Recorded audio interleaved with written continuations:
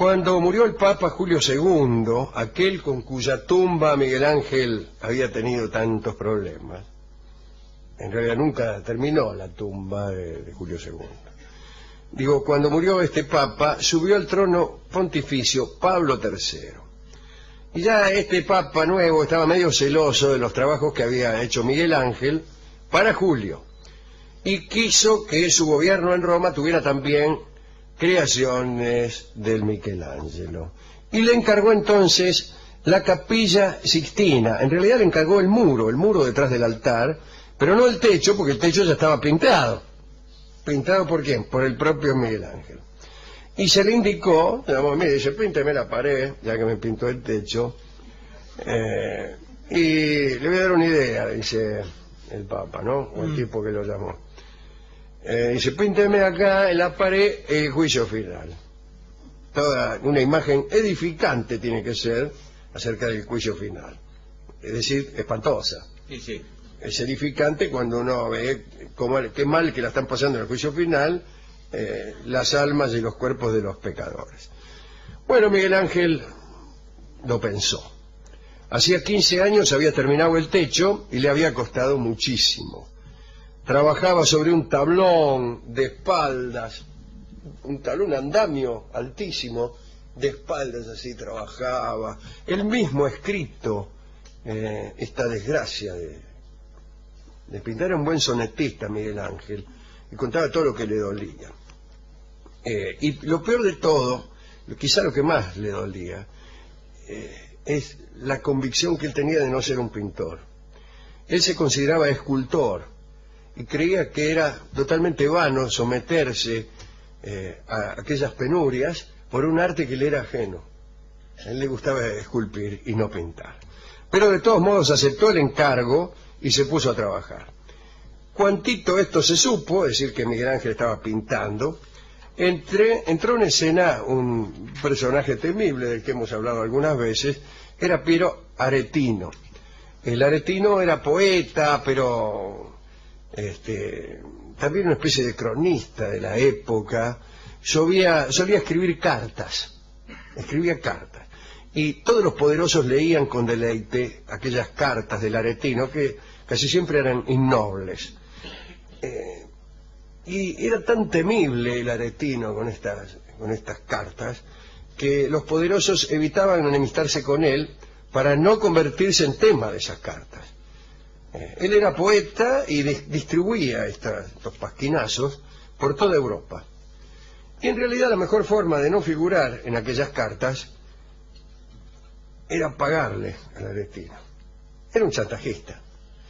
Hasta ese momento Pietro Aretino no le había prestado atención a Miguel Ángel, porque en realidad era bastante pobre Miguel Ángel. Y también lo conocía por que tenía malas pulgas, tenía carácter un poco violento, y después de todo en su vida no había mucho que contar.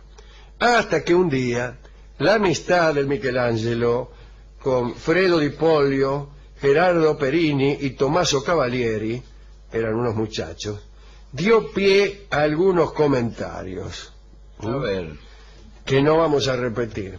A partir de entonces, Miguel Ángel se convirtió en blanco del Aretino, que además era muy aficionado a la pintura y al arte.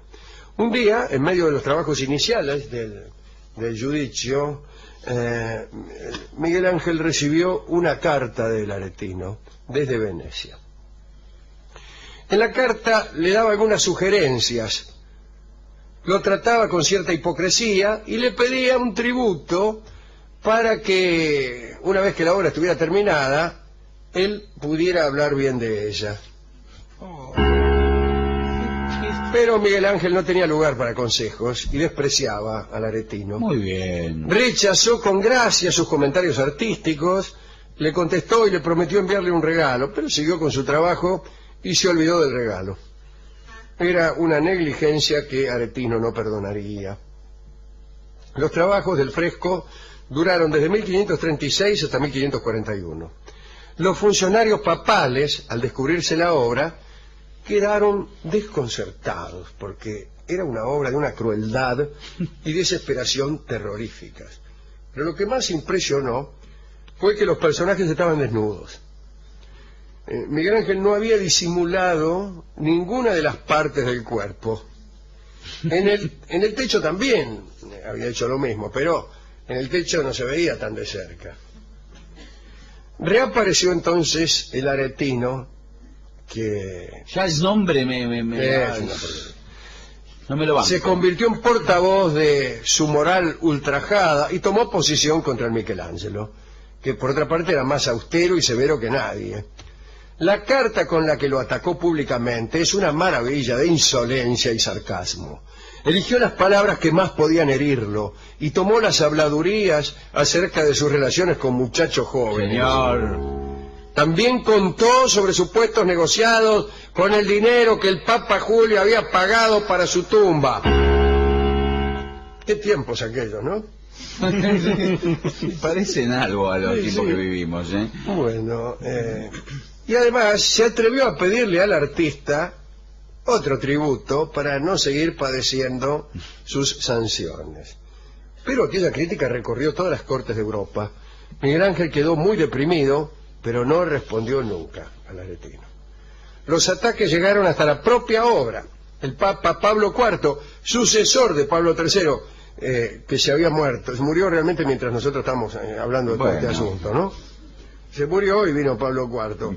Y Pablo IV quiso destruir la pintura. Dijo, no, vamos a destruirla, como puede ser un tipo, mirá ese.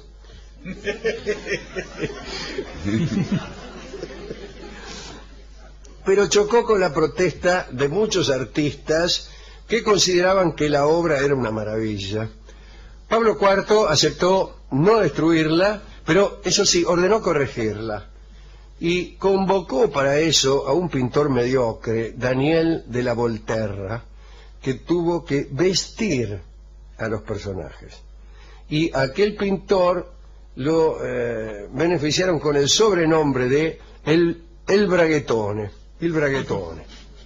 Le puso pantalones a Claro, todo. le metía calzoncillos, pañales, una hoja, un jarrón florero.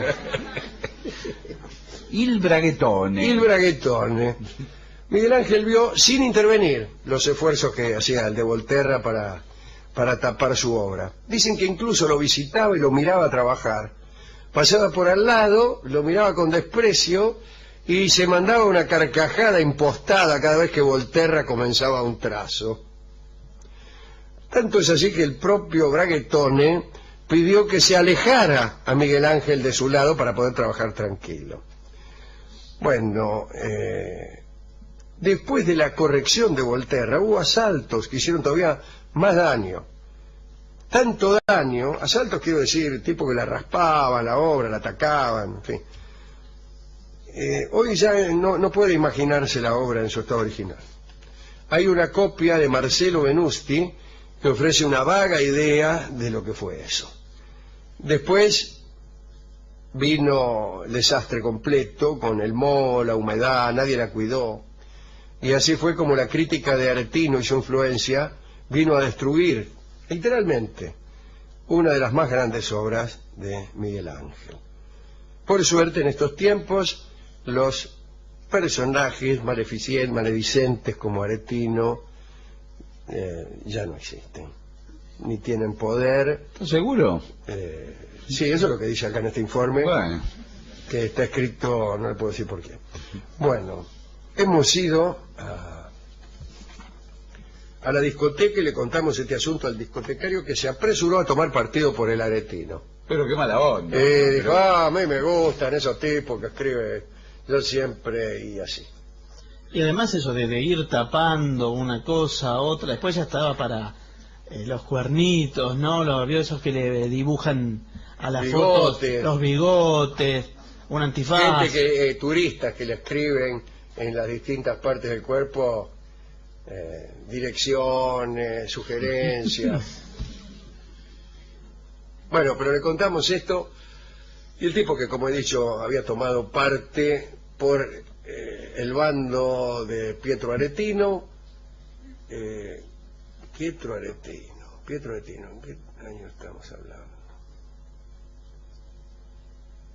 No, está bien, me falta un esto es para mí. Me falta un poeta que estaba enamorado de Lucrecia Borgia en Ferrara, pero no me puedo acordar. Algún amigo erudito me lo va a decir. No, era otro. Bembo se llamaba. Este es el aretino. Y el discotecario me dio el disco Cartas Viejas. ¿Cartas Viejas? Cartas Viejas, que por la alude carta que a leí. las viejas cartas del aretino que hoy pueden leerse en todas partes. Cartas Viejas es la versión clásica de Carlos Gardel, dedicado al pobre Miguel Ángel y a todos los que son víctimas de aretinos maledicentes.